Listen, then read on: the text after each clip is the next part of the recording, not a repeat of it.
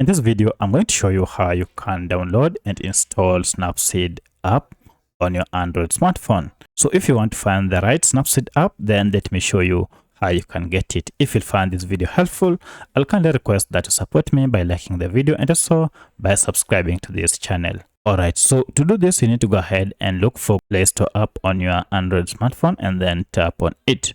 From here, you should be able to see a search bar here, or if you can't see it, it should be here. And now you can begin to search. So I'll just search Snapseed like that and go ahead and tap on this search icon to search for it. Currently, you can see we only have this one app.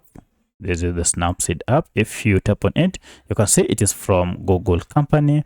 And here's the name. At the time of recording this app has over 1 million reviews with a star rating of 4.4. The file size of this app is currently around 25 MBs with over 100 million downloads. So if you see these details and this logo, then know that you are on the right app. Go ahead and tap on install, and this will go ahead and download this app on your smartphone and then install it. Once the app has been installed, now you can go ahead and open it from here, or you can go ahead on your apps and you should be able to find it here.